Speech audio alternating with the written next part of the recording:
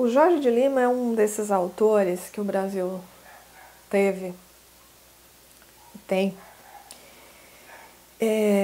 que talvez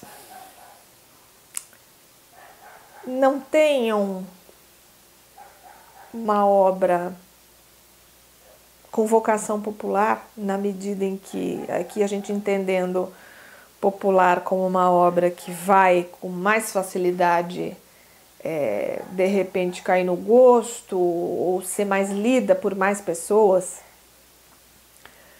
mas que acabam servindo como obras que vão dando passos significativos para a arte brasileira e que são muito importantes para esse todo. Então, assim, talvez não sejam aparentemente tão significativas para o todo de forma imediata, na relação autor-leitor, quantitativamente, mas são muito importantes como norteadoras da relação dos artistas brasileiros com a arte, dos autores e escritores brasileiros com a arte, com a escrita, né? E que, portanto, acabam indiretamente tendo muita influência lá na ponta no leitor. Por que isso com relação ao Jorge de Lima, né? Que é um autor que pouca gente conhece, pouquíssimas. Assim, quantitativamente muito pouco leitor, né?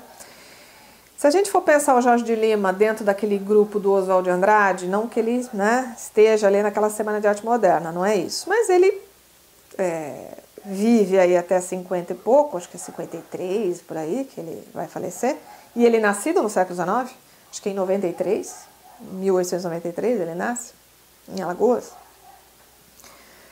Então ele não está ali talvez no protagonismo da Semana de Arte Moderna, mas da mesma forma que o Oswald de Andrade, que é uma figura que certamente está dentro desse grupo, né, dos grandes influentes assim, da arte brasileira, que é justamente construir ou discutir de forma ampla, diversa e sofisticada o que é uma arte brasileira, propriamente dita. Então, o Oswald é extremamente rico, né, extremamente sofisticado na sua forma de discutir a norma padrão da língua, a norma culta brasileira, né? E o Jorge de Lima também vai ser um autor que talvez menos focado nessa discussão direta da língua, mas um autor que vai trazer para a sua poesia discussões de temas brasileiros num recorte que procura sair do óbvio que a gente poderia ter nessas discussões, né? Então, se a gente pensar, por exemplo, no Poemas Negros, que é a nossa obra de discussão,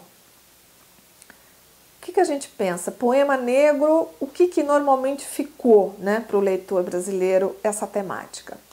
Ficou Castro Alves, navio negreiro, né, você mostrar o negro dentro do navio e uma coisa meio épica, meio grandiosa, do sofrimento e tal. Então ficou esse processo, né? O escravo, a chibata, vai ficar muito esse cenário. No caso do Jorge de Lima, não. Quer dizer, ele vai mergulhar nessa cultura e ele vai falar dessa cultura. E não falar do processo, pelo menos não só do processo da escravidão. E quando falar da escravidão, vai falar muito assim disso em vários efeitos desse processo, para além daqueles grandes temas ou daqueles grandes fatos ligados à escravidão. Então ele vai realmente aprofundar, tornar aquilo mais complexo, né?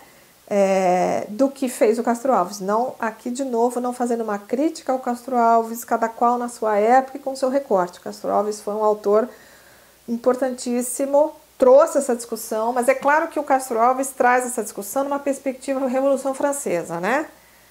Liberdade, igualdade, fraternidade, a burguesia dizendo que a sociedade precisa ser livre, que a sociedade precisa respeitar o ser humano, né? Mas no fundo, assim, nós seremos os patrões e os outros serão os empregados. Basicamente é isso, né? Lá no Jorge de Lima essa discussão vai ser muito diferente. Uma outra coisa muito interessante na obra do Jorge de Lima como um todo, e aí ele lembra um pouco aqueles franceses muito sofisticados, o Mallarmé, o Rimbaud. Ele vai ser um artista mais amplo, então ele vai trabalhar com pintura, ele vai trabalhar com fotografia, e ele vai perceber esses diálogos entre as artes, né? E vai perceber que essa separação, poesia, fotografia, pintura, escultura, não necessariamente tem que existir.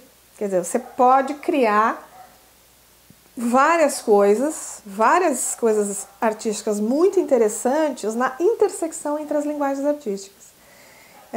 Então ele vai fazer umas fotomontagens muito interessantes, vai explorar muito esse outro lado plástico, né, da sua expressão. E aí ele vai, portanto, ter um pouco mais essa visão de uma extrapolação da restrição a um único domínio da arte, né? Tem uma outra coisa nele que é muito interessante, que ele é um cara extremamente religioso, católico. E aí ele vai trazer um pouco desse universo, claro, pela sofisticação que tem o artista, ele não vai ser doutrinário. Bom, ele está no século XX, né? Quer dizer, além dele estar no século XX, ele tem um olhar muito de vanguarda para a arte. Mas ele vai trazer essa temática para dentro da sua obra. Então, assim, isso é mais um elemento interessante, né?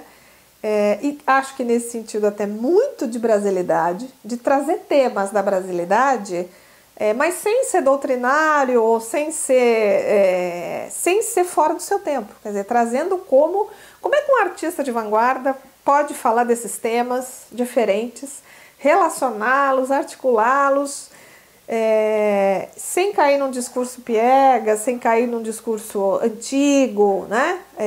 Respeitando essas temáticas e trabalhando com elas de uma forma sofisticada, diferente. Eu acho que